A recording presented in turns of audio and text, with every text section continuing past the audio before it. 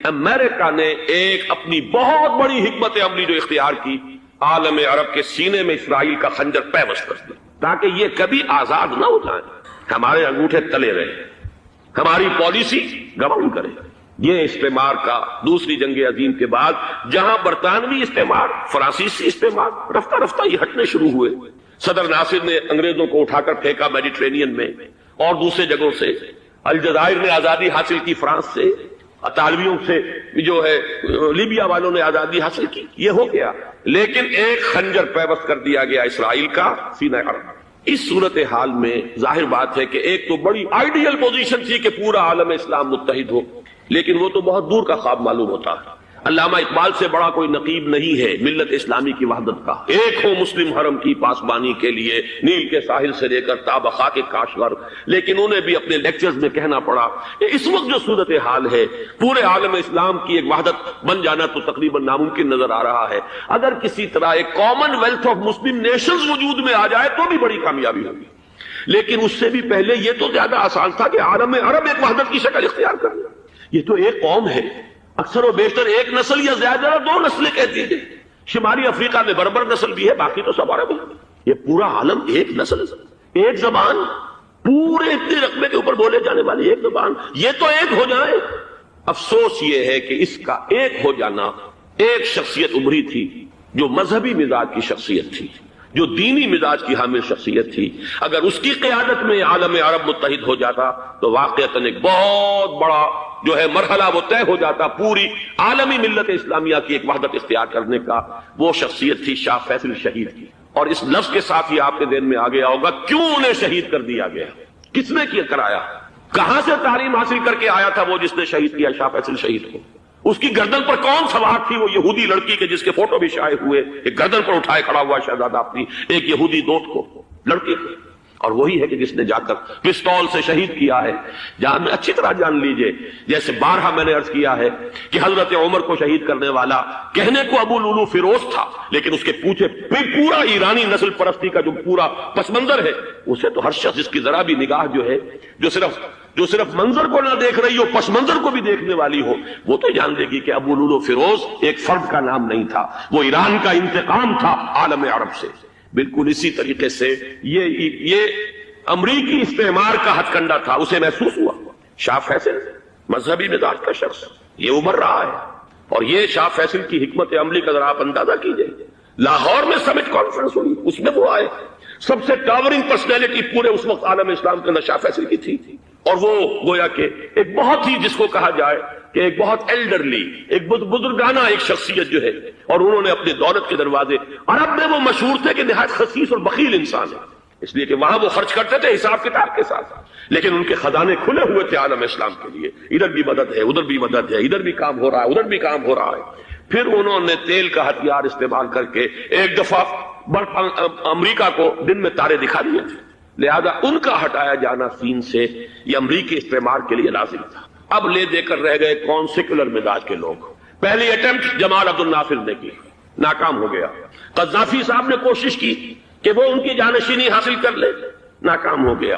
اب ایک تیسری شخصیت صدام حسین کی، ملحد ہے، اسلام سے کوئی سروکار نہیں، باس کا فلسفہ، سیکولرزم پلس عرب نیشنلزم، یہ اصول ہے، لیکن یہ ہے کہ یہ شخصیت ابو ابھر کر ایسی آئی ہے کہ اس سے اس وقت یہ جان لیجئے، میں امریکہ میں بھی عربوں سے مل کر آیا ہوں، سعودی عرب میں بھی اب میں وہ دیکھ آیا ہوں، نوجوان نسل جو ہے عربوں کی، پورا جو دوسرے عرب ممالک ہیں جہاں پر کہ مذہب کا اتنا چرچا ہی نہیں ہے، پورا فلسطینی عرب، جارڈن کے عرب، شامی عرب عوام، وہ سب کے سب صدام کے پیچھے ہیں، اس لیے کہ انہیں نظر آ رہا ہے کہ ایک شخص پھر ایسا پیدا ہو کر سامنے آ گیا ہے جو شاید عالم عرب کو پھر یونائٹ کر دے، اور یہ ہے اصل وہ شے کہ جو امریکہ کے لیے کسی صورت میں قابل قبول نہیں۔ دولت کے یہ ذخائر، خلیج کی یہ دولت، سیال سونا اور اس کے ذخیرے، اور یہ کسی طریقے سے یہ امریکہ کے زیر اثر نہ رہے، یہ ہے وہ شے جو اسے برداشت نہیں ہے۔ وہ کوئی عربوں کی محبت میں نہیں آیا 2.5 لاکھ فوج لے کر، وہ کوئی شاہی عرب جو خاندان ہے سعودی، اس سے اس کی کوئی دلچسپی نہیں ہے، کوئی پتہ نہیں کہ وہ خود ان کو ہٹا دے اور وہاں پر کوئی جمہوری ڈھانچہ جو ہے وہاں پہ کھڑا کروا دے خود امریکہ۔ اس لیے کہ سعودی عرب میں دیکھ آیا ہوں، حالات اگرچہ ظاہر بات ہے کہ زیادہ گہرائی میں تو وہاں جانے کا موقع ہی نہیں ہوتا، بہت ہی مستبد حکومت ہے، لیکن صاف نظر آ رہا ہے کہ اس وقت دونوں طبقے نوجوانوں کے جو ہے وہ شاہی خاندان کے شدید خلاف ہو چکے ہیں. جو وہاں پر جدید مثقف طبقہ ہے، جدید تعلیم یافتہ، جو باہر پڑھ کر آیا ہے امریکہ میں اور کہیں اور وہ کثیر تعداد میں، وہ صاف سوال کر رہے ہیں کہ یہ بلینز اور بلینز آف ڈالرز کے جو ہمارا خرچہ آتا تھا، ہمارے ہتھیاروں کے آرڈر جاتے تھے، وہ کہاں گئے؟ کل 65,000 فوج، اور عرب کے پاس، سعودی عرب کے پاس اتنے ٹینک بھی نہیں ہیں جتنے کہ یمن جیسے غریب ملک کے پاس. تو ہمارا روپیہ یہ گیا کہاں؟ یہ ایک سوال ہے جو ہر شخص کے ذہن کے سامنے ہے. اب ہمیں اپنے معاملات کو خود سنبھالنا ہوگا. اسی طریقے سے جو مذہبی طبقہ ہے، اور وہاں ہے بڑی تعداد میں مذہبی طبقہ نوجوان جن میں بڑا جذبہ ہے، اور ان کا وہ جوش جہاد انہیں جہاد افغانستان تک لے کر آیا ہے. سینکڑوں عرب نوجوان یہاں جو ہے شہید ہوئے. اپنے ملک میں تو انہیں بولنے کی بھی کوئی امکان نہیں ہے، لیکن یہاں وہ جذبہ جو اندر اندر پروان چڑھ رہا ہے، وہ جذبہ انہیں لایا ہے، اور افغانستان کی سنگلاخ وادیوں کے اندر انہوں نے جام شہادت نوش کیا ہے. وہ طبقہ بھی شدید اب مخالف ہو چکا ہے کہ انہوں نے امریکیوں کو بلا کر، ان میں یہودی بھی ہیں، عیسائی تو ہے ہی ہے، یہودی ہیں، یہودی عورتیں ہیں، جو کچھ اب وہاں بے حیائی اور بے پردگی کے مناظر نظر آ رہے ہیں. یہ سرزمین عرب، میں نے امریکہ میں تقریر سنی ہے، اسنا کے جو فائنل ان کا ایک سیشن تھا، اسلامک سوسائٹی آف نارتھ امریکہ، جس میں میں مدعو کیا گیا تھا، اور اسی لیے میں نے یہ سفر کیا تھا. ایک نوجوان نے جو تقریر وہاں پر کی ہے، واقعہ یہ ہے کہ میں حیران رہ گیا اس کی جرأت کا. اس نے کہا کہ حضور نے فرمایا تھا کہ جزیرہ نما عرب میں 2 دین جمع نہیں ہو سکتے، اور آج شاہی خاندان کی صرف اپنی حکومت کو بچانے کے لیے امریکیوں کو اتنی بڑی تعداد میں بلا لیا گیا ہے، جن میں موبائل چرچ بھی ہیں، موبائل سینیگوگز ہیں. یہودی مرد اور عورتیں جو ہے دندناتے پھر رہے ہیں آج عرب کی سرزمین پر. لہذا جو مذہبی طبقہ ہے وہ اس پر شدید رد عمل جو ہے اس کے اندر پایا جاتا ہے. یہ حالات ہیں جو میں آپ کے سامنے چاہتا تھا کہ رکھوں. یہ وہ شامت اعمال ہے. ایک طرف یہ کہ وہ شخصیت جو ہے صدام حسین کی، وہ کوئی پسندیدہ شخصیت نہیں، لیکن یہ کہ اس شخصیت کو تقویت دینے والے بھی تو یہی لوگ تھے. انہیں خطرہ تھا ایران کے انقلاب سے کہ کہیں اسی قسم کا کوئی انقلاب ہمارے ہاں نہ آ جائے. لہذا انقلاب ایران کو ایکسپورٹ نہ ہونے دے، اس لیے انہوں نے اسی صدام حسین کو بلینز اور بلینز آف ڈالرز کی مدد دی. آج وہی ہے. عربی کی تو ایک کہاوت بھی ہے، سمن کلبک، یا کو اپنے کتے کو کھلا پلا کے موٹا کرو، کسی روز تمہیں کو کاٹے گا. آج وہ تو انہیں کاٹتا، لیکن یہ کہ اس کا جو علاج تجویز ہوا ہے وہ انتہائی خوفناک ہے.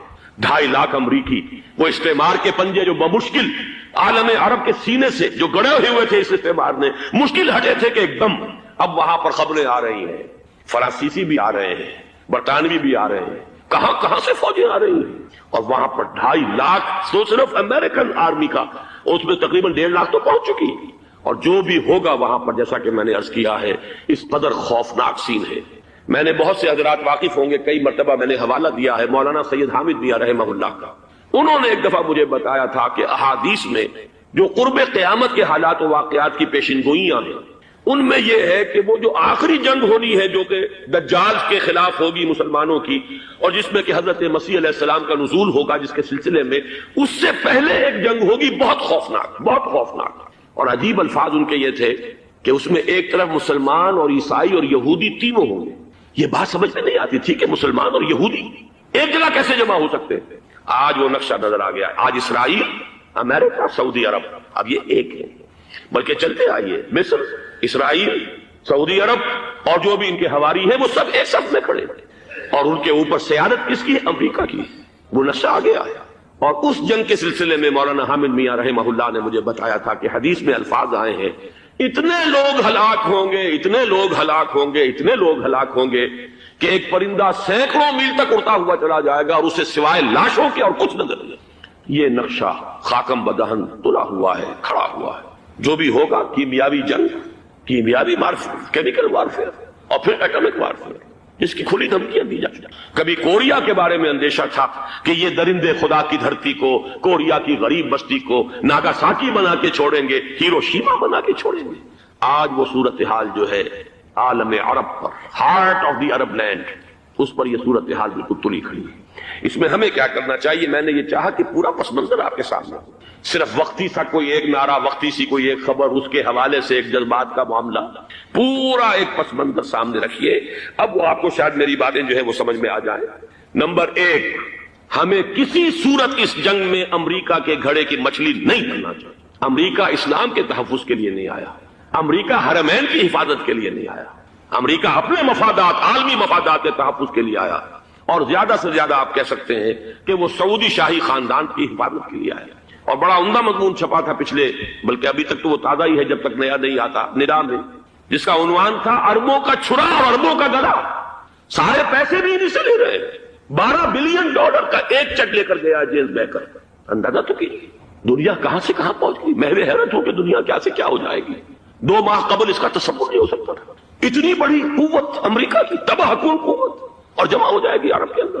لیکن یہ کہ وہ کاسٹ بھی اربوں ہی کی ہوگی، انہی کا چھرا انہی کا گلا۔ ہمیں کرنا یہ چاہیے اللہ تعالی ہماری حکومت کو، ہمارے سیاستدانوں کو، ہمارے ذمہ دار لوگوں کو ہدایت دے، وہ امریکہ کے گھڑے کی مچھلی نہ بنے۔ اس کے تحفظ کے لیے یا شاہی خاندان کی حفاظت کے لیے بہت کچھ انہوں نے عیش کر لیے، کافی عیش کر لیے۔ باقی یہ کہ اب جو کچھ ہونا ہے وہ ہونا ہے۔ حرمین شریفین کو تو خود عرب کے لوگ کہتے ہیں کہ کوئی خطرہ نہیں ہے۔ سارا جھگڑا تو وہ تیل کی دولت کا ہے۔ وہ تیل کی دولت جو ہے وہ شمال مشرقی کونے کے اندر ہے، بلکہ یہ کہ جو رد عمل پیدا ہوا عالم اسلام میں اور سعودی عرب میں خود اس کے مذہبی نوجوانوں میں امریکی فوجوں کی آمد کے خلاف اس کا جواب دیا گیا رابطہ عالم اسلامی کی طرف سے کہ یہ جو بھی جنگ کا محاذ ہے، جو فوجیں ہیں، یہ حرمین سے تو 1500 کلومیٹر دور ہے، تو حرمین کو تو کوئی خطرہ نہیں۔ خطرہ ہے امریکہ کے عالمی مفادات کو۔ آج آپ کو معلوم ہے دنیا 2 طبقوں میں بٹی ہوئی ہے، دی رچ اینڈ دی پور۔ یہ جو اقوام ہیں، جو 6-7 قومیں شمار ہوتی ہیں دنیا کی دولت مند قومیں، ان کے لیے خطرہ ہے کہ یہ اگر ہم ان کا جو سب سے بڑا ذریعہ ہے اس کا صنعت کا یہ تیل، اگر اس کو کچھ ہو گیا تو ان کی سب کی اکانومی جو ہے وہ دم دھڑام سے زمین پر آ جائے گا، وہ بھی برابر ہو کر آ جائیں گے دنیا کے دوسرے ملکوں کے۔ یہ اس کی حفاظت کے لیے آیا۔ ہمارے نوجوان کو آج میں سوچتا ہوں کاش کہ ہمیں معلوم ہو، ہمیں وہ تاریخ دہرانی نہیں چاہیے کہ ہم نے پہلی جنگ عظیم میں انگریزوں کے استعمار کے پنجے گڑوانے کے لیے اپنی جانیں دیں۔ پنجاب کا نوجوان، پنجاب کا مسلمان سپاہی بھی جا کر ایلن بی کو قبضہ دلوانے کے اندر اور بغداد پر قبضہ کرانے میں اس کے تعاون کیا، اس کی مدد کی۔ کیا آج بھی وہی تاریخ اپنے آپ کو دہرائے گی؟ آج ہمارا فوجی جائے گا وہاں پر امریکہ کے تحفظ کے لیے، اس کے مفادات کے تحفظ کے لیے۔ پہلی بات یہ کہ یہ ہرگز نہیں ہونا چاہیے۔ ہونا کیا چاہیے؟ پہلی کوشش یہ ہو کہ یہ بین الاسلامی معاملہ بنے، مسلمان امت آئے، امریکی فوجیں جائیں، فرانسیسی جائیں، برطانوی جائیں۔ ہاں اس صورت میں میں کہتا ہوں پاکستان کا ایک ایک بچہ وہاں جائے اور اپنی جان قربان کر دے، اس لیے کہ یہ قرآن کا حکم ہے۔ وَإِن طَائِفَتَانِ مِنَ الْمُؤْمِنِينَ اقْتَتَلُوا فَأَصْلِحُوا بَيْنَهُمَا فَإِن بَغَتْ إِحْدَاهُمَا عَلَى الْأُخْرَى فَقَاتِلُوا الَّتِي تَبْغِي حَتَّى تَفِيءَ إِلَى أَمْرِ اللَّهِ فَإِن فَاءَتْ فَأَصْلِحُوا بَيْنَهُمَا بِالْعَدْلِ وَأَقْسِطُوا إِنَّ اللَّهَ يُحِبُّ الْمُقْسِطِينَ۔ امت مسلمہ کو حکم دیا گیا ہے اگر مسلمانوں کے 2 گروہ لڑ پڑے تو تم صلح کراؤ، اور اگر ایک فریق زیادتی پر تلا رہے، اڑا رہے، تو اب سب مل کر اس سے جنگ کرو یہاں تک کہ اسے اللہ کے حکم کے آگے جھکا دو۔ پھر اگر وہ اللہ کا حکم مان لے، صلح پر آ جائے، تو پھر عدل و قسط کے ساتھ ان کے درمیان صلح کرا دو۔ یہ ہمیں حکم ہے، مسلمانوں کو حکم ہے۔ لیکن یہ کہ یہ امریکی آ رہے ہیں اور امریکی استعمار اور امریکی مفادات، اور اس کے لیے جو ہے پاکستان کا مسلمان سپاہی بھی جائے، میرے نزدیک کی کسی صورت میں صحیح نہیں۔ مطالبہ بھی ہو رہا ہے، آج ہی غالباً ایک انٹرویو آیا ہے، شاہ حسین کے بھائی جو ہیں حسن بن طلال، انہوں نے بھی یہی کہا ہے کہ اس کو مسلمانوں کو آپس میں اس معاملے کو طے کرنا چاہیے، اس قضیے کو، امریکی فوجوں کو یہاں سے فوراً واپس جانا چاہیے۔ اور یہی بات میں یقیناً تائید کروں گا، تحسین کروں گا، یہی موقف ایران کا ہے۔ ایران عراق کے خلاف جو UN کے سینکشنز ہیں، کہتا ہے ہم اس کی پابندی کریں گے، لیکن امریکہ کو یہاں سے نکلنا چاہیے۔ یہ مسلمانوں کا اپنا معاملہ ہے، وہ آپس میں طے کریں۔ پاکستان کو بھی یہی موقف اختیار کرنا چاہیے پوری قوت کے ساتھ ساتھ۔ اس میں کوئی بھی اگر کمزوری ہو رہی ہے تو در حقیقت یہ گویا کہ ہم امریکی استعمار کے ہاتھ میں اس کا آلہ کار بن کر، کھلونا بن کر استعمال ہو رہے ہیں، جو کہ ہمیں کسی صورت میں نہیں کرنا چاہیے۔ اگر یہ بھی ناکافی ہو تو دوسرا ایک اور مسئلے کا حل موجود ہے، اس سے براڈر سطح پر، کہ غیر جانبدار ممالک اگر کوئی ہے ان کو بھی اس قضیے کے اندر شامل کیا جائے۔ ایک تحریک تھی کسی زمانے میں، کافی بڑی تھی، لیکن یہ کہ وہ بھی اگر اس کے اندر شامل ہو جائیں۔ لیکن امریکہ، رشیا، یہ تو ظاہر بات ہے سپر پاورز ہیں، ان کے مفادات ہیں، عالمی اور گلوبل مفادات ہیں، لہذا اول تو یہ ہونا چاہیے کہ بین الاسلامی معاملہ بنا کر، اس صورت میں جیسا کہ میں نے عرض کیا ہماری پوری فوج بھی جائے اللہ پر توکل کر کے۔ پاکستان کا محافظ اللہ ہوگا، اگر اللہ کے ایک حکم کے اوپر عمل کرتے ہوئے مسلمان یہاں سے جائیں اور جا کر وہاں پر جو ہے اپنی جانیں دینے کو تیار ہو جائیں۔ لیکن اگر یہ اس میں بھی کافی نہ ہو تو جو بھی غیر جانبدار ممالک ہیں ان کو بھی اس معاملے کے اندر شریک کیا جا سکتا ہے۔ بدرجہ آخر اگر پاکستانی فوج جائے، وہ صرف حرمین شریفین کے گرد و نواح میں ان کو ڈپلوائے کیا جانا چاہیے۔ اگر خدا نہ خواستہ وہاں پر کوئی آنچ آنے کی شکل پیدا ہو جائے تو اس کی اے ارض پاک تیری حرمت پہ کٹ مرے ہم، اس کے لیے مسلمانوں کو تیار رہنا چاہیے، اس لیے کہ بہرحال جہاں تک ارض پاک کی حرمت کا تعلق ہے وہ ہمارے ایمان کا جز ہے۔ باقی برطانوی مفادات، امریکی مفادات، صنعتی ممالک کے مفادات یا کسی شاہی خاندان کے مفادات، یہ شاہی خاندان یہ تو گرتی ہوئی دیواریں ہیں، جانا ہے آج نہیں تو کل، لیکن یہ کہ اصل معاملہ ہے امت کا، اصل معاملہ ہے امت مسلمہ کا، اصل معاملہ ہے حرمین شریفین کا، لہذا ان دونوں چیزوں کو لازماً گڈمڈ نہ کریں۔ آپ حضرات کے علم میں ہے کہ اس سے پہلے ایران کی طرف سے بار بار مطالبہ ہوا کہ حرمین کو بین الاسلامی کنٹرول میں دے دیا جائے اور سعودی عرب کا اس کے اوپر سے جو انتظامی عمل دخل ختم کر دیا جائے۔ میں نے کبھی تائید نہیں کی، اس لیے نہیں کی کہ میرا مشاہدہ ہے، میں گیا ہوں بارہا، سعودی عرب کی حکومت نے چاہے خود بھی بڑے بڑے محل بنائے ہیں لیکن حرمین کی خدمت کے اندر بھی کوئی کمی نہیں کی، اس پر انہوں نے اربوں ڈالر اس پر بھی خرچ کیا ہے، اس کے اوپر انہوں نے اس حج کے انتظامات پر پوری حکومت جو ہے وہ اپنے آپ کو لگائے رکھتی ہے، لہذا اس اعتبار سے کوئی کمی کی بات نہیں وہاں پر آئی کہ جس کے لیے ضرورت ہو کہ ان کا عمل دخل وہاں سے ختم کیا جائے، لیکن یہ صورتحال اب جو پیدا ہو گئی ہے یہ بالکل مختلف ہے، اسے اس کے کانٹیکسٹ کے اندر دیکھا جانا چاہیے، اور اسی کے حوالے سے میں نے چند رائے آپ کے سامنے رکھی۔ اب آئیے پاکستان کی طرف جو ہمارا اصل مسئلہ ہے، اس کے تو ہم سب سے بڑے ذمہ دار ہیں، اس کی بھلائی ہے تو، برائی ہے تو، اس میں خیر آتا ہے تو وہ بھی ہماری کوشش اس کے لیے ضروری ہے، اور کوئی شر پیدا ہوتا ہے تو اس کی ذمہ داری بھی ہم پر آئے گی، اس کے ضمن میں چند باتیں عرض کر رہا ہوں۔ شدید ترین خطرہ ہے، جیسا کہ میں عرض کر چکا ہوں، کہ بھارت حملہ کرے گا۔ مجھے تو تقریباً یہ رائٹنگ آن دی وال کے مانند ایک فیصلہ نظر آ رہا ہے، بلکہ آج میں کسی سے کہہ رہا تھا کہ اگر اب نہیں تو پھر کبھی بھارت حملہ نہیں کر سکتا۔ اس کے لیے سچویشن بالکل رائٹ ہے، 2 مرتبہ ایکسرسائز کر چکا ہے وہ، خاص ٹارگٹ بنا کر حیدرآباد کو، اور اس کے پیش نظر ہے سندھ میں جو بھی خلفشار ہے اسے اس کے علم میں ہے، جو بھی تصادم ہے۔ اب بھی اگرچہ اس وقت کی جو ہماری اندرونی سیاست ہے یہ اس کا کرشمہ سامنے آیا ہے کہ جی ایم سید صاحب کو ایگزونریٹ کیا جا رہا ہے، ان کو محب وطن کا خطاب دوبارہ دیا جا رہا ہے، وہ شخص کہ جس نے اسلام کے خلاف انتہائی زہریلی باتیں کی ہیں، وہ شخص جس کی کتاب اب پاکستان ٹوٹ جانا چاہیے، وہ لاکھوں کی تعداد میں ہندوستان سے چھپ کر آئی ہے، یہاں تقسیم ہوئی ہے، آج اسے سبق دی جا رہی ہے۔ یہ ہے ہماری اندرونی سیاست کے کرشمے، میں اس پر تفصیل سے نہیں جانا چاہتا، لیکن اس شخص کی دیکھیے، وہ جو علامہ اقبال کا شعر ہے کہ بت کرے میں برہمن کی پختہ زناری بھی دیکھ، دیکھ کعبے میں شکست رشتہ تسبیح شیخ، اور بت کدے میں برہمن کی پختہ زناری بھی دیکھ، کہ نظر یہ آ رہا ہے کہ اس نے رہا ہوتے پہلا بیان یہ دیا ہے کہ ہماری پہلی ترجیح یہ ہے کہ پاکستان ٹوٹ جائے اور ہندوستان کے ساتھ ہم ایک انڈیپینڈنٹ اسٹیٹ کی حیثیت سے کانفیڈریشن قائم کریں، سندھو دیش confederation with India independent of Pakistan. پھر دوسری ترجیح بھی ہے، تیسری آخری ترجیح یہ ہے کہ پاکستان کو 5 ریاستوں میں تقسیم کر دیا جائے اور ایک لوز کانفیڈریشن ہو، بس اس کے سوا کچھ نہیں۔ 5ویں بھی وہ اردو والوں کے لیے نہیں، مہاجرین کے لیے نہیں، ان کے لیے تو ان کے پاس کچھ نہیں ہے۔ 5ویں بھی پنجاب میں سے کاٹ کر سرائیکی صوبہ بنایا جائے، اور سندھ میں تو بہرحال اردو بولنے والوں کو سندھی بن کر رہنا ہوگا۔ یہ اس شخص کا رہائی کے بعد بھی بیان ہے جسے آپ سند دے رہے ہیں کہ وہ محب وطن ہے، اور وہ غدار نہیں ہے، وہ پاکستان کا مخالف نہیں ہے۔ بہرحال یہ حالات جو ہیں انتہائی خوفناک ہیں ہمارے۔ آج کشمیر میں جو صورتحال ہے ہندوستان کے لیے انتہائی تشویشناک ہے، جو بدنامی اس کو مل سکتی تھی مل چکی ہے، اور یہ آپ نے دیکھ لیا وہ امریکہ بہادر جو 1.5-2 لاکھ آدمی لے کر پہنچ گیا سعودی عرب میں، اس نے انگلی تک نہیں اٹھائی ہے کہ کشمیر میں بھارت کیا کر رہا ہے۔ یہ ہے ان کی ڈبل سٹینڈرڈز، یہ ہے ان کی بے ایمانیاں کہ بھارت جو کچھ کر رہا ہے وہاں۔ آج اگر ظلم ہو رہا ہے کویت میں عراقیوں کے ذریعے، پورے ورلڈ ٹیلی ویژن پر، CNN پر، فلاں پر، اور اخبارات میں، آج بھی ایک لمبا مضمون میں نے اخبار میں پڑھا ہے، لیکن یہ ہے کہ کشمیر میں کیا ہو رہا ہے کہیں تذکرہ نہیں ہو رہا۔ یہ ہے دنیا کے اندر دیانت اور امانت اور شرافت کا حال، اور بین الاقوامی سیاست جو ہے اس کے ڈبل سٹینڈرڈز، لہذا جو بدنامی بھارت کو آ سکتی تھی وہ آ چکی ہے۔ ہندوستان سے ایک نوجوان مسلمان صحافی دہلی سے آئے تھے، نئی دنیا ایک پرچہ نکلتا ہے اس کے طرف سے وہ دورہ کر کے گئے ہیں، مجھ سے بھی لاہور میں ملے تھے، تقریباً 1 مہینہ 1.5 مہینہ ہوا۔ ان کے الفاظ سن کر میں کانپ گیا تھا۔ انہوں نے کہا تھا کہ بھارت کی حکومت اس کے اوپر تلی ہوئی ہے کہ چاہے ایک اور آخری کشمیری کو بھی ہلاک کرنا پڑے، وہ کشمیر کے اندر کبھی بھی کوئی معاملہ جو ہے کشمیر کی آزادی یا کشمیر کو پاکستان کے لیے جانے کے لیے تیار نہیں ہے۔ کیا بگڑے گا اس کا؟ آپ سمجھیے کہ اگر 80-90 کروڑ قوم کی ایک قوم ہے، 1 کروڑ آدمی ختم کر، ان کا دل تو جو ہے اس پہ دکھے گا نہیں۔ حال ہمارا یہ ہے کہ ہم تو کوئی چیلنج بھی نہیں کر سکتے، ہم تو اپنی صفائی دیتے رہے کہ نہیں ہمارا کوئی ہاتھ نہیں ہے، ہم نے کچھ نہیں کیا ہے، ہمارا کوئی اس کے اندر عمل دخل نہیں ہے، بس یہی ہماری ڈپلومیسی کا شاہکار رہا ہے۔ یہ حال ہے پاکستان کا۔ لہذا بھارت کا وہ معاملہ جو ہے، میں نے جیسا کہ آپ کے سامنے مختلف فیکٹرز گنوا دیے تھے، اندرونی اس کی سیاست، اندرونی خلفشات، وہ تو اب آ کر رہے گا۔ اللہ یہ کہ اللہ تعالیٰ کے قبضہ قدرت میں ہر شے ہے، وہ ٹال دے تو ٹال دے۔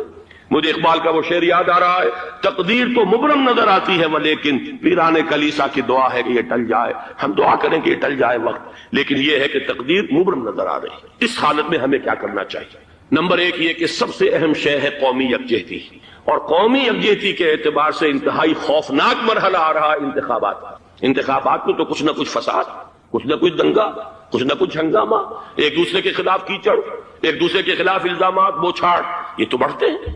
بھارت میں بھی قتل و غارت گری ہو جاتی ہے کچھ نہ کچھ۔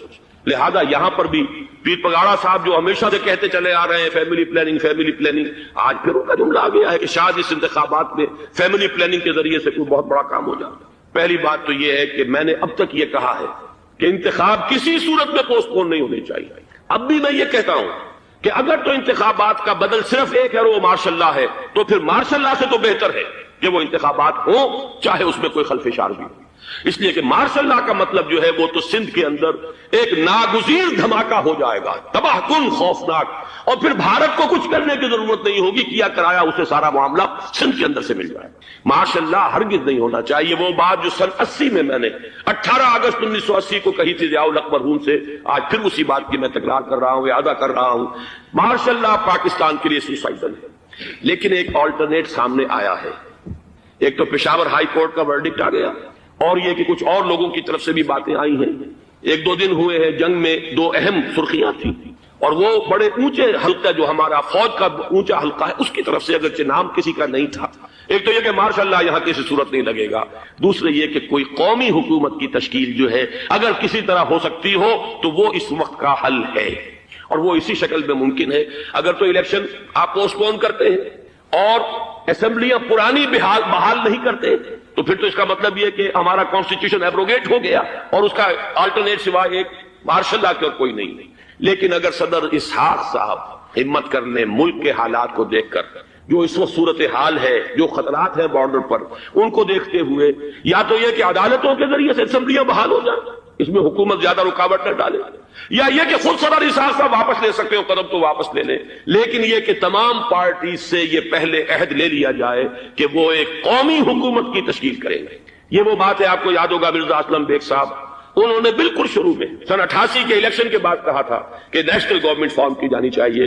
اس وقت تو کسی نے دھیان نہیں دیا، پیپلز پارٹی بڑے نشے میں تھی، اس کو خاص طور پر سندھ میں جس طرح کا واک اوور ملا تھا، اس کا ایک نشہ تھا اس کے دماغ پر، اس لیے وہ سوچنے پر تیار نہیں ہوئی۔ لیکن یہ کہ وہ جو ایک فارسی میں کہا جاتا ہے کہ ہر چے دانا کنت کنت نادا لیک وعدس خرابی بسیا۔ میں آپ کو ایک حدیث سنانے چلا ہوں جس میں ایک عجیب نقشہ سامنے آتا ہے کہ یہ مہدی جب ظاہر ہوں گے تو کس طور سے ظاہر ہوں گے، ان کے ظہور کی کیفیت کیا ہوگی، کیف یظہر۔ یہ روایت ہے حضرت ام سلمہ سے رضی اللہ تعالی عنہا، حضور کی زوجہ محترمہ ہے، فرماتی ہیں ام سلمہ عن النبی صلی اللہ علیہ وسلم قال یکون اختلاف عند موت خلیفۃ، موت خلیفۃ، حضور نے فرمایا ایک خلیفہ کی موت پر اختلاف واقع ہو جائے گا، خانہ جنگی ہو جائے گی، فیخرج رجل من اہل المدینہ حاربا الی مکہ، پھر مدینے کے لوگوں میں سے ایک شخص نکلے گا، بھاگے گا اور جا کر پناہ لے گا اور چھپ جائے گا مکے میں، فیاتیہ ناس من اہل مکہ، پھر اس کے پاس آئیں گے اہل مکہ، مکہ کے لوگ، فیخرجونہ، اور اسے نکالیں گے، جہاں وہ چھپے ہوئے ہوں گے وہاں سے نکالیں گے، وہو کارہ، اور وہ بالکل اس کو پسند نہیں کر رہے ہوں گے، نہ وہ خواہش مند ہوں گے کہ ان کے ہاتھ پر بیعت کی جائے، نہ وہ یہ چاہیں گے کہ وہ میدان میں آئیں اور ان کو جو ہے اپنا لیڈر مانا جائے، وہو کارہ فیبایعونہ بین الرکن والمقام، لیکن لوگ جو ہے پھر اصرار کے ساتھ ان کے ہاتھ پر بیعت کریں گے رکن اور مقام کے درمیان۔ رکن وہ کونا ہے خانہ کعبہ کا جس میں حجر اسود لگا ہوا ہے، اور مقام ابراہیم جو ہے، ان دونوں کے مابین جو یہ علاقہ ہے یہاں پر وہ بیعت ہوگی۔ وَيُبَعْثُ إِلَيْهِ بَعْثٌ مِنَ الشَّامِ، ان کے خلاف ایک لشکر بھیجا جائے گا شام سے۔ نہیں کہا جا سکتا کہ باسی حکومت اس وقت کی جو ہے اس کی طرف سے کوئی مسئلہ اس طرح کا اٹھ کھڑا ہو، اس لیے کہ ابھی تو بہرحال باسی حکومت وہاں ہے۔ فَيُخْصَفُ بِهِمْ بِالْبَيْضَاءِ بَيْنَ مَكَّةَ وَالْمَدِينَةِ، لیکن اللہ تعالیٰ اس لشکر کو مکے اور مدینے کے درمیان وادی بیضاء میں دھسا دے گا، زمین کے اندر پورے کے پورے لشکر کا۔ فَإِذَا رَأَى النَّاسُ ذَلِكَ، جب لوگ یہ دیکھیں گے کہ اتنی بڑی نشانی ظاہر ہو گئی، أَتَاهُ أَبْدَالُ الشَّامِ وَعَصَائِبٌ من العراق فَيُبَايِعُونَهُ، اب شام سے سارے کے سارے جو اولیاء اللہ ہیں وہ بھی آئیں گے، اور عراق سے جوق در جوق لوگ آئیں گے اور ان سے بیعت کریں گے۔ وَيَعْمَلُ فِي النَّاسِ بِسُنَّةِ نَبِيِّهِمْ، پھر وہ عمل کریں گے لوگوں کے مابین، حکومت کریں گے اپنے نبی کی سنت کے مطابق۔ وَيُلْقِي الْإِسْلَامُ بِجَرَانِهِ، اور اسلام اپنی گردن زمین پر ٹکا دے گا۔ وَالْأَرْضَ فِي الْأَرْضِ، زمین میں۔ فَيَلْبَسُ 7 سنین، پھر وہ 7 برس تک حکمران رہیں گے۔ ثُمَّ يُتَوَفَّى، پھر ان کا انتقال ہوگا۔ وَيُصَلِّي عَلَيْهِ الْمُسْلِمُونَ، اور مسلمان ان پر نماز پڑھیں گے۔ یہ جو میں نے آپ کے سامنے نقشہ کھینچا ہے، اس سے اب میں ایک نتیجہ نکالتا ہوں، اسے بھی میرا گمان کہیے، اختلاف بھی کر سکتے ہیں آپ، اگر اس کو وزنی سمجھے قبول بھی کر سکتے ہیں۔ وہ یہ ہے کہ میرے نزدیک ان کے ظہور کا وقت قریب ہے، اور اس کی تھوڑی سی بات میں مجھے معلوم ہوا کہ جین ڈکسن غالباً نام ہے امریکن اس کا، جس نے یہ پیشن کوئی خبر دی تھی کہ 1962 میں عالم عرب میں ایک بچہ پیدا ہوا ہے کہ جو وہاں کا نقشہ بدل کر رکھتے ہیں۔ یہ جین ڈکسن کی غالباً پیشن گوئی۔ بہرحال مجھے اس کی پیشن گوئی سے کوئی دلچسپی نہیں ہے، میں تو جو احوال دیکھ رہا ہوں، یعنی اسرائیل کا قائم ہو جانا، اور اس کے بعد اب یروشلم کا مسلمانوں کے ہاتھوں سے نکل جانا، اور اب گویا کہ وہ الملحمۃ العظمیٰ جو ہے تلی کھڑی ہے، کسی بھی وقت جو ہے یہ جو ہے وہ لاوا پھٹ سکتا ہے، آتش فشاں پھٹ سکتا ہے۔ تو یہ تمام حالات ایسے ہیں کہ جن کی وجہ سے میں سمجھتا ہوں کہ ایک تو جو قرآن مجید کے اشارات میں نے آپ کو بتائے، 14 صدیاں 14 دن میں چاند کا پورا ہونا، والقمر اذا اتسق، 14 دن میں 14ویں کا چاند۔ اسی طرح اب یہ 14 صدیوں کے بعد یہ صدی جو 15ویں صدی ہے، یہ در حقیقت ظہور امام مہدی کی صدی ہے۔ سب سے بڑی جنگ، تاریخ انسانی کی عظیم ترین جنگ جس کی خبر دی گئی ہے، اور کوئی عجب نہیں کہ اس صدی کے خاتمے سے پہلے پہلے وہ جنگ بھی واقع ہو جائے۔ اسی طریقے سے خاص طور پر سابقہ امت مسلمہ بنی اسرائیل یہود 2000 برس سے بے گھر تھے، بے خانمہ، برباد، ڈائسپورا، کوئی گھر نہیں، کوئی ملک نہیں، در بدر کی ٹھوکریں کھانے والی قوم۔ اس صدی میں اسے گھر ملا ہے، ملک ملا ہے۔ اس صدی کا بالکل آغاز تھا 1919 بالفور ڈیکلریشن۔ اس صدی کے آغاز ہی سے ان تمام واقعات کے جو ہے سلسلے شروع ہو گئے۔ بالفور ڈیکلریشن میں طے کیا گیا تھا کہ فلسطین پر ان کا حق ہے، اور وہاں انہیں آباد ہونے کے لیے سہولتیں فراہم کی جائیں گی۔ 1919 میں اس کام کا آغاز ہوا، 1948 میں 30 برس سے کم مدت میں وہ ملک وجود میں آ گیا۔ تو کوئی عجب کی بات نہیں ہے، کوئی تعجب کی بات نہیں کہ اب اسرائیل سے گریٹر اسرائیل تک، عظیم تر اسرائیل تک بھی اسی صدی میں پیش قدمی ہو جائے۔ چوتھی بات یہ ہے کہ یہی صدی ہے جس میں خلافت اسلامیہ کا خاتمہ 1924۔ یہ ذہن میں رکھیے کہ یہ خلافت وہ خلافت نہیں تھی جس کو ہم خلافت راشدہ کہتے ہیں، یا جو خلافت علی منہاج النبوہ ہے اس حدیث کی روح سے جو ابھی میں نے آپ کو سنائی، تاہم خلافت تھی، نام تو تھا۔ جیسے ہم نام کے مسلمان ہیں ایسے ہی نام کی خلافت بھی تھی۔ بہرحال علامہ اقبال نے جو فریاد کی کہ چاک کر دی ترک نادا نے خلافت کی تباہ، سادگی اپنوں کی دیکھ اوروں کی عیاری بھی دیکھ، یہ کچھ اور تھے پیچھے جنہوں نے اس خاتمہ کروایا خلافت کا۔ یہ وہی فری میسنری، زائنزم، برطانیہ، یہ قوتیں پیچھے تھے، لیکن یہ کہ جادو وہ جو سر چڑھ کر بولے کروایا ایک مسلمان کے ہاتھ، مصطفیٰ کمال پاشا کے ہاتھ۔ چاک کر دی ترک نادا نے خلافت کی قبا، سادگی اپنوں کی دیکھ اوروں کی عیاری بھی دیکھ، مقصد بھی حاصل کر لیا، الزام بھی اپنے اوپر نہیں آ رہے۔ لیکن میں جو عجائبات اس صدی کے آپ کو گنوا رہا ہوں اس کے اعتبار سے اسے بھی ناقابل قریب، ناقابل قیاس نہ سمجھیے کہ اس صدی کے خاتمے سے پہلے پہلے پھر دوبارہ خلافت کا نظام قائم ہو جائے۔ جب یہ سب کچھ ہو سکتا ہے جو اس صدی میں ہوا ہے، تو آخر یہ باتیں کیسے محالات عقلیہ میں سے شمار بتائیں گے؟ بہرحال میں نے اس صدی کے عظیم حوادث کا تھوڑا سا تذکرہ اس لیے کیا ہے کہ خاص طور پر حوالہ دینا چاہتا ہوں کہ جب خلافت کو ختم کرنے کی سازشیں چل رہی تھی، یہی آپ کا ملک تھا بر عظیم پاک و ہند، اس میں عظیم تحریک چلی تھی، پوری دنیا میں کہیں اور کوئی تحریک نہیں تھی، کہیں کوئی احتجاج نہیں تھا، پورے دنیا میں کسی دوسرے مسلمان ملک میں ترکوں کی ہمدردی میں اور ترکوں کی موافقت میں کوئی بات کبھی نہیں کہی گئی۔ پورا عالم عرب تو ویسے ہی ترکوں کا دشمن ہو چکا تھا، انگریزی استعمار نے قومی نفرت کے بیج بو دیے، لیکن یہ کہ بقیہ بھی تو پورا عالم اسلام ہے. عالم عرب تو اس ملت اسلامیہ کا 1/5 بھی نہیں ہے، باقی 4/5. اس پہ نوٹ کر لیجیے صرف یہ بر عظیم پاک و ہند ہے کہ جس میں تحریک چلی، تحریک خلافت، اور کس شد و مت سے چلی، کس زور شور سے چلی کہ ہندوؤں کو اس میں شریک ہونا پڑا، گاندھی کو اس میں شریک ہونا پڑا. اس لیے کہ بہرحال ایک ذہین آدمی تھا، سمجھدار آدمی تھا، حالات کے نبض پر اس کا ہاتھ تھا. وہ جانتا تھا کہ اگر اس وقت ہم نے مسلمانوں کا ساتھ اس تحریک میں نہ دیا تو پھر کسی بھی تحریک میں ہم ان کا تعاون حاصل نہیں کر سکے. کہاں گاندھی، کہاں خلافت. لیکن آپ اندازہ کیجئے کہ یہ تحریک، یہ بھی در حقیقت مظہر ہے اسی کا کہ وہ تحریک اتنے شد و بد اور زور شور سے اٹھی تھی کہ گاندھی کو اس میں شمولیت اختیار کرنی پڑی اسی بر عظیم پاک و ہند میں. اور اب اللہ کا نام لے کر ہم نے اسی ملک میں سے جو بھی ٹکڑا ہمیں ملا ہے پاکستان کے نام سے، اب اس میں تحریک خلافت کا آغاز کیا. آغاز تو ہمیشہ حقیر ہوتا ہے، چھوٹا ہوتا ہے، لیکن کوئی تعجب کی بات نہیں.